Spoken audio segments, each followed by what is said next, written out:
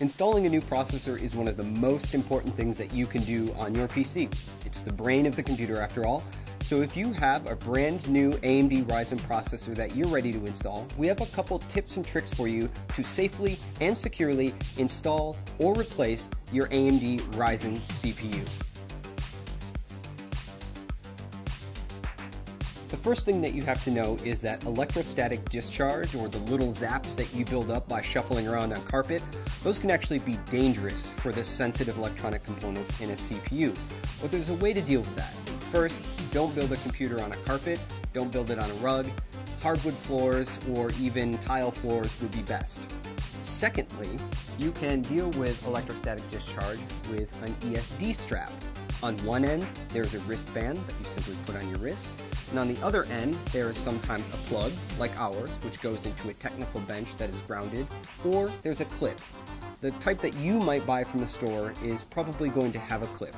To use that, you would simply turn the power supply off on your computer and then attach the clip to the power supply. Any bare metal on the power supply will do. That means when the static that builds up in your body doesn't go into the CPU, instead it goes through our handy wrist strap, through the power supply, and back into the wall outlet. That is a great way to keep your CPU safe. The next thing that you'll want to do is install the processor. Now that you're grounded with your wrist strap, you'll be able to take the AMD Ryzen CPU out of its bubble packaging. And when you do that, take note.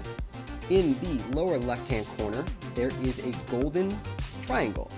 That golden triangle lines up with a triangle that's also on our processor socket. So you'll want to turn the CPU to match the two triangles up. And then you lift the metal arm on the CPU socket, and then you simply drop the processor into the socket. My CPU dropped in effortlessly. It should feel really easy to install this CPU. If it's not easy, then the CPU is either installed in the wrong orientation or you've not yet raised the metal retention arm on the socket. So once the CPU is installed, you can simply put that metal arm back down, and now the CPU is installed. And if there was any electrostatic discharge, that wrist strap that you would have took care of that for you automatically. Now the next thing, and our last step, is to install the heatsink. AMD Ryzen processors come with a heatsink inside the box. And when they come from the factory, they have a thermal compound pre-applied. That thermal compound ensures good heat transfer from the processor to the heatsink and out into the world. It helps keep your processor running cool and quiet. Now, if you've installed and removed this cooler a couple times, that thermal pad might be worn. You can clean it off with isopropyl alcohol, very easy. Now, what happens when that thermal pad gets worn out is that it must be replaced with aftermarket thermal compound. You can buy this from any online electronic retailer, and it only costs a few dollars. This thermal compound is really easy to apply, comes in a plungered syringe more often than not, and there are a few ways to put it on the processor. Many people advise a large dot the size of a pea or 2 peas in the center of the CPU, and then when you put the heatsink on, it will spread out evenly across the processor. Other people recommend drawing an X shape across the CPU with thin beads of the thermal compound. And again, when you apply the cooler, the pressure of the cooler on the CPU will evenly spread out that thermal compound.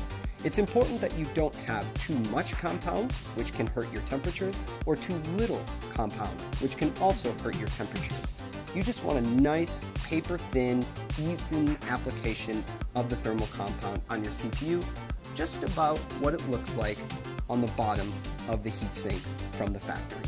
And that is how you safely and securely install or replace an AMD Ryzen desktop processor in your socket AM4 motherboard.